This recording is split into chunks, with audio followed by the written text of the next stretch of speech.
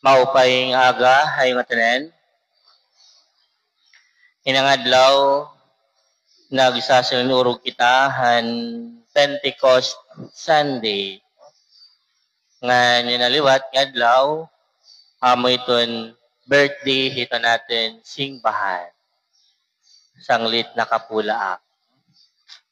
Ngayon na nga Pentecost Sunday, duha nga butang iton ginpapahinumdum haaton nga tanan. Siyahan, Jesus bring peace in the midst of fear.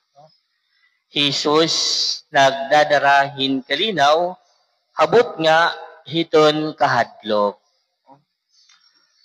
After Jesus died, the disciples were at the lowest and darkest moments of their life. Siring dira natin Ebanghelyo, nagtirok ang mga tinunan hasuludhin balay nga trinangkahan ang porta kay nahadlok hira. They got fear, despair, guilt, remorse, and sadness. Yan darahini nga ira inabat, Jesus greeted his disciples, "Peace be with you." Haluyo hanira kadlok, kabido og pagsubo, nagpakita haira Jesus nga naghatag hin kalinaw. Jesus didn't knock. He came right into their fear. He stood among them and offered peace, not blame, not shame, not a lecture, just peace. Mga kabugtuhan ko didakan ni Kristo, true peace is not the absence of trouble, but the presence of Jesus. Nagkamayada, kalinaw, han mga tinunan ni Jesus, dara kay pinakita, nga naging kaupod nira, Iso Kristo. Iton tinuod nga kamurayaw, iton tinuod nga mayada kalinaw, diri dara kay waray problema, kundi dara kay kaupod naton Jesus.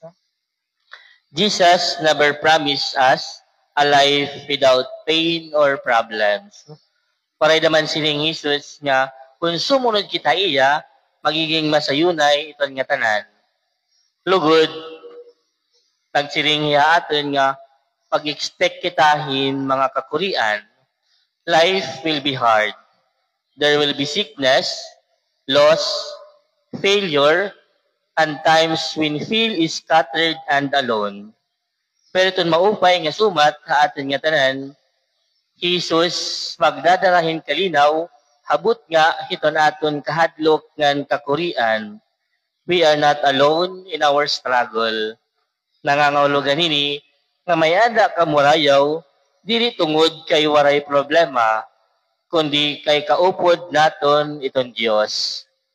Peace is not possible, not because life is easy, but because God is with us. Bisan haaton kasakit, may ginihimuhan Dios. Ginbabali niya an aton kasubo, ngadtuhin mas halarom nga kalinaw. Ang kalinaw nga diri nakadepende hiton kahimtang, kundi ha presensya han Dios. That's the peace that Jesus gives. A peace that the world cannot give. Kamurayaw or kalinaw nga ginpapahinumdum haton, nga bisan hakabudlay may paglaom. When we trust in God's presence, we can face any storm, not because it is easy, but because God is with us. Nga nakaduha ang mensahe nga ginpapaabot sa atin niya ng adlaw, Jesus give us a mission. Katapos ni Jesus maghatag hin kalinaw, ngadtuhan niya mga tinunan, nagsiring iya haira. Sugad nga ginsugo ako namay, sinusugo kuman kamo. Sinusugo ko kamo, pagpasangyaw, hanbisan diin nga nasod.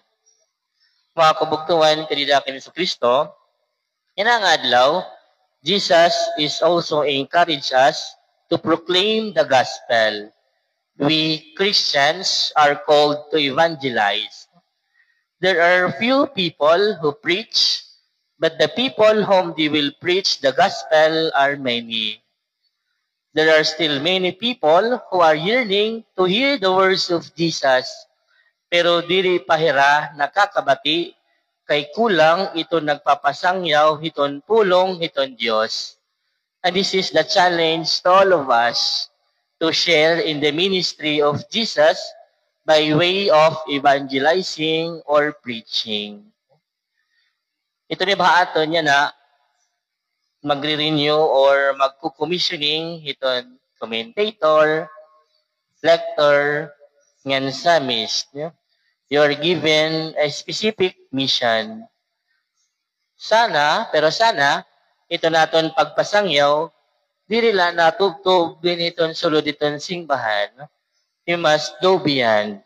We must go to the peripheries. Yan ang panahon, damo na iton means iton pagproclaim iton maupay nga sumat iton Dios.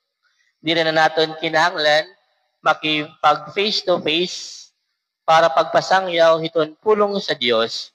Kaya ada na iton social media.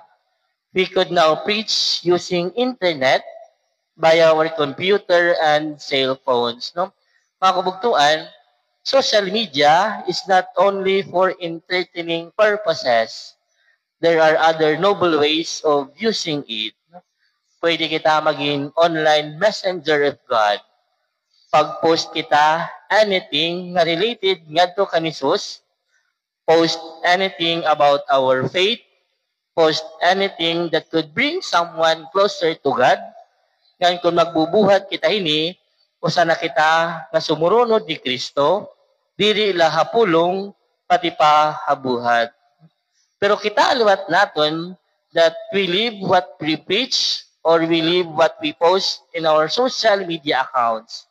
Pananglitan, if we preach simple living, live simply as well. If we preach humility, live humility. If we preach forgiveness, then be forgiving. The perfection of our discipleship of Jesus comes when we live what we preach.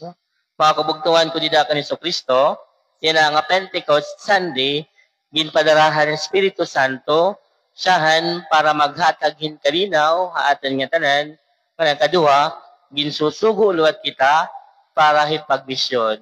Pagbisyon, pagpasangyaw, hiton maupay nga sumat. Amen.